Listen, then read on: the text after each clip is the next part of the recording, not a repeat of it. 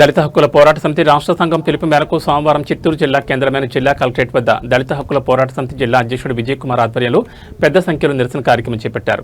ఈ సందర్భంగా రాష్ట్ర నాయకులు నాగరాజ్ మాట్లాడుతూ ఎస్సీ ఎస్టీలకు సంబంధించిన నిధులు వినియోగించకుండా వారికి రావాల్సిన పథకాలు అమలు చేయకుండా గత ప్రభుత్వం ప్రస్తుత కూటమి ప్రభుత్వం నిర్లక్ష్యంగా వివరిస్తుందని, ఇప్పటికైనా ప్రభుత్వం స్పందించి దళితులకు రావాల్సిన నిధులను మంజూరు చేయాలని ఈ సందర్భంగా డిమాండ్ చేశారు. ఈరోజు రాష్ట్ర వ్యాప్తంగా జరుగుతున్నటువంటి కలెక్టర్ కార్యాలయం ముందర దళిత హక్కుల పోరాట సమితి ఆధ్వర్యంలో దళితులు, గిరిజనులు అందరూ కలిసి కూడా నిరసన తెలియజేస్తున్నారు. ఏ ప్రభుత్వాలు వచ్చినా గానీ, ఏ అధికారులు వచ్చినా గానీ దళితులకు కేటాయించినటువంటి పూర్తిగా నిధులను ఖర్చు పెట్టకుండా పక్కదారి మళ్లిస్తూ దళితులకు మోసం చేస్తున్నారు. అధికార పార్టీ వాళ్ళు, ప్రతిపక్షంలో ఉన్నటువంటి ప్రతిపక్ష పార్టీ వాళ్ళు కూడా దొందు అనే విధంగా అసెంబ్లీలో మెహర్బానీ కోసం కొన్ని వేల కోట్లు మేము దళితులకు ఖర్చు పెట్టామనేసి ఓట్ల కోసము వాళ్ళు ఆర్భాటాలు చెబుతున్నారు తప్ప ఏ ఒక్క రూపాయి కూడా దళితులకు ఖర్చు పెట్టలేదు. లక్షల కోట్లు నిధులు విడుదల చేసినప్పటికీ కూడా ఎంతో కొంత ఖర్చు పెట్టేసి మిగతా నిధులను అంతా పక్కదారి మళ్లిస్తూ దళితులకి మోసం చేస్తున్నారు. ఇక మీదటైనా దళితులకి ఏదైతే లక్షల వేల కోట్లు కేటాయిస్తున్నారో ఆ బడ్జెట్ మొత్తము కూడా దళితుల కోసమే ఖర్చు పెట్టాలనేసి కూడా మేము దళిత హక్కుల పోరాట సమితిగా విజ్ఞప్తి చేస్తున్నాము, డిమాండ్ చేస్తున్నాం. ఈ రోజు ఎస్సీ పైన దారులంతా మనం పోరాటం చేస్తున్నాము. మన స్టేట్ నాయకుడు నారాయణ సార్ మాట్లాడాలని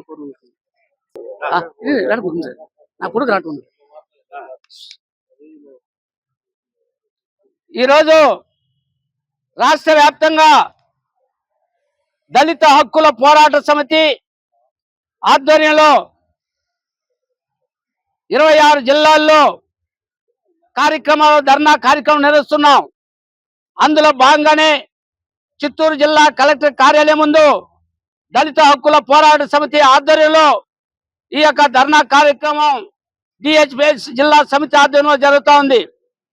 ఈ యొక్క రాష్ట్రంలో ఉన్నటువంటి గత ప్రభుత్వం కానీ, ప్రస్తుత ప్రభుత్వం కానీ దళితుల పట్ల ఓట్లు తీసుకుంటున్నారు తప్ప దళితుల సమస్యలను, గిరిజనుల సమస్యలని పరిష్కరించడంలో ప్రభుత్వాలు పూర్తిగా వైఫల్యం చెందుతా ఉందనేసి కూడా దళిత హక్కుల పోరాట సమితి తరఫున, ఆల్ ఇండియా దళిత రైట్స్ మూవ్మెంట్ తరఫున మేము తీవ్రంగా విమర్శిస్తున్నాం. ఎందుకంటే ఈ దేశంలో అత్యధిక భాగం ఉన్నటువంటి దళితులు, అదేవిధంగా ఎస్టీలు ఉన్నారు. కానీ ఈ రాష్ట్రంలో సుమారు 29,000 కోట్ల 833,18 లక్షల రూపాయలు బడ్జెట్ ని ఎస్సీ ఎస్టీలకు సంబంధించిన బడ్జెట్ ని కేటాయించారు.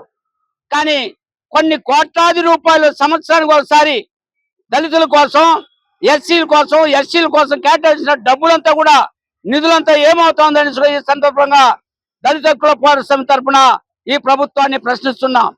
దళితులకు సంబంధించినటువంటి కాలనీలు నిర్మించడంలోనూ, ఆ కాలనీ మురికి వాడల్లో నీళ్లు సౌకర్యం కల్పించడంలోనూ, సిమెంట్ రోడ్లు వేయడంలోనూ, అదేవిధంగా వీధి లైట్లు వేయడంలోనూ, శ్మశాన వాటిక సౌకర్యాలు కల్పించడంలోనూ ఈ దళితులకు సంబంధించిన ఎస్సీ ఎస్టీ సప్లై నిధుల్ని వాళ్ళు వాడాల. కానీ అలా కాకుండా గత ప్రభుత్వం కానీ, ప్రస్తుత ప్రభుత్వం కానీ ఈ దళితులకు సంబంధించినటువంటి డబ్బుల్ని, ఎస్సీలకు సంబంధించిన డబ్బుల్ని 29,000 కోట్లు, అంటే ఎస్సీలకు ఈ సంవత్సరం 2020-2027 సంవత్సరంలో 20,000 కోట్ల రూపాయలు దళితులు కేటాయించారు.